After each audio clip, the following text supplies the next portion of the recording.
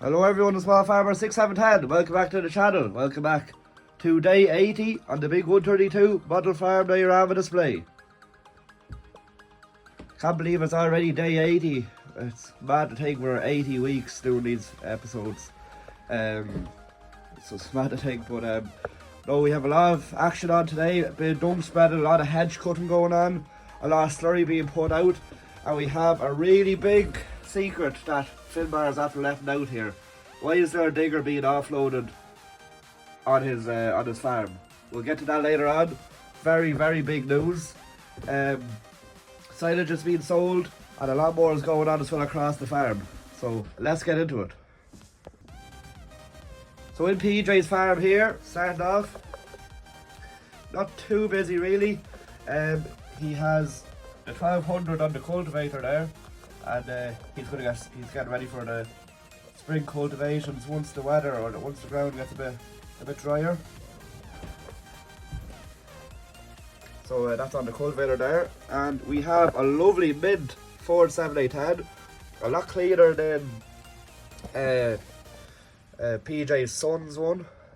It's a lot cleaner, as you can see. There's no rust on this one at all. I think it's been resprayed now. It has to have been resprayed.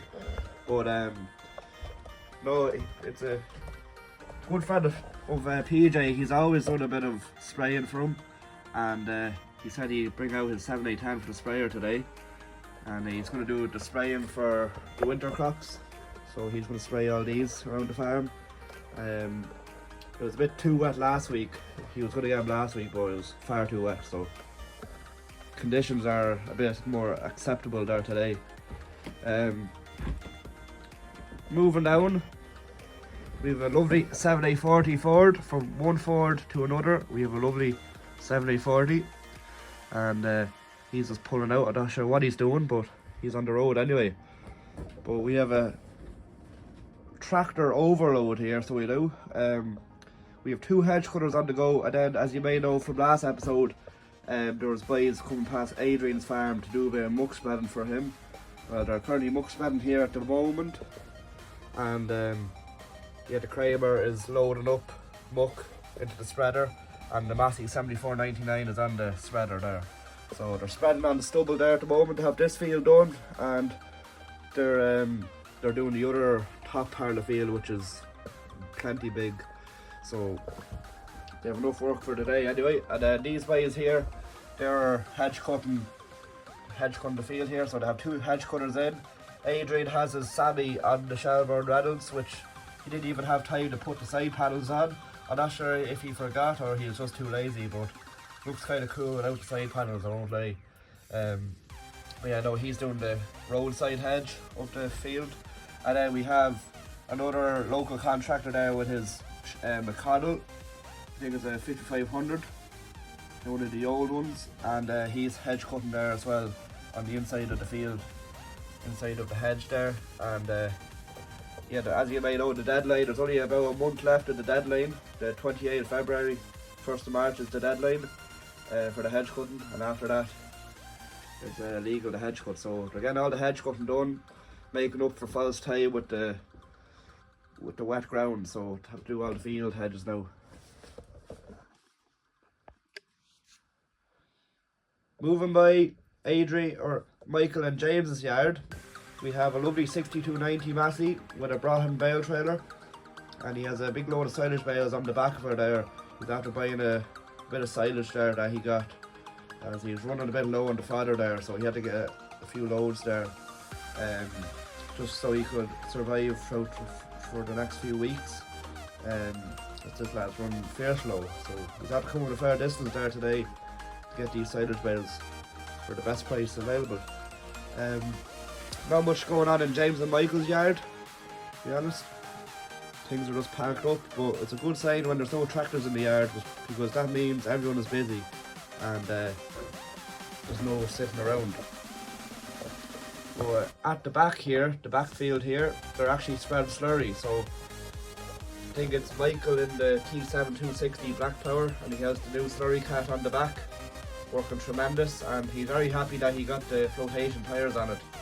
as it's working ideal at the moment for spreading on the fields. It spreads the weight out lovely. And yeah, he's putting out a load there now. And then we have, I think it's Adrian himself is in the case, and he has the Yami 2000 on the back, because Michael helped out last episode spread Adrian's slurry. Adrian is helping him back to spread his own slurry, so a bit of nice neighbours there now, and helping each other out. Lovely to see it. So yeah, he's going back for another load there now. So yeah, that's a nice setup now, the CVX on the tanker. So you may have wondered, what was I saying at the start of the video, that Finbar has a big secret and it's big news in the area here at the moment. Now it happened a few months ago there, a few months back, where, and I didn't really want to mention it, Finbar wanted to keep it a secret for the moment, but it's happening now. The Roadstone engineers are in there, and they think there's a good opportunity for a quarry to open here, or a sand pit, and they think there's a big load of gravel in here, which is exactly what you're looking for gravel or a quarry. So here we have, I think we have James here in the case, and he's dropping off a digger for one of the engineers here, and they're going to dig a few test holes here and see if it's worthwhile investment. If it is what it is, and it'll be worthwhile opening up a quarry here, Finbar could be worth millions for his land here, and he might be able to afford to buy himself a nice house, and he might be driving around on a helicopter. But that's hearsay, but for the moment we're going to test this mountain here and see if it's rich in gravel and everything. Finbar thinks it is, and hope he's right. But yeah, this is big news, guys. So big opportunity here with all this land, gravel, rock crushing, aggregate, everything. So we're looking forward to that, guys, and let me know, guys, in the comments below what you think of this. So over here in the BGA plant, in the AD plant, the boys Michael and James actually put up an ad there in Dundee of silage for sale, pit silage, and they got a good bit of interest, so they did. So we're selling a bit of the silage off there now, not too much of it now, because they need a bit now to feed the digester, but they did a bit of a test there, and they think they have a bit too much silage, so they're selling a bit of it there now, and they have the 7810 on the silage shredder there, the old one, and the 416 is loaded up. So he's going to a local beef farm there that's also running low on a bit of silage, bit of fodder. So yeah, nice that they're getting a bit of interest in the silage. Nice to see. Coming in here into the town, we have one of the local farmers here, beef farmers. He's going to the factory there with his Ford TW15 and his cattle box full of Angus beef cattle there, and he's heading off to the factory there now. Hopefully he gets a good price for them. Nice to see a bit of income coming in. So car parks are full, there must be something on. I think the Mass is on there at the moment, evening Mass, so that must explain why. But coming onto Adrian's Road, we have a T7225 New Holland with a double axle red rock low loader, and there's a TM140 on the low loader. I think this is David and Nigel's rig, and he's going off to the mechanics there now to get it fixed. I think it's after blowing the gearbox or something. There's something wrong. It could be an electrical issue, it could be big internal issue, but hopefully it's just an electrical issue underneath the joystick or something. But it can't drive anyway, I had to get pushed up onto the low loader there, so hopefully it's not a massive issue. He did try to get a mechanic to call out, but they're all too busy at the moment, surprisingly, with it being winter. But yeah, that's the way it is at the moment. And over here at Adrian's farm, no tractors are left in the yard at the moment, which is a good thing. So they must be all busy. All the cows are happy out. They're on their ration of beet and silage, so they're all happy out. I think they're getting fed that once or twice a day, once in the morning, once in the evening. So yeah, that's all going well. And then the Kubota Gator is parked up there. Everything's going well with that as well. And all the machinery is parked up, including the Sammy Galaxy engine panels. So that's where they are now. Hopefully they don't get broken up now. You should put them back on immediately. But no, there's a bit of a big job going on here at the moment.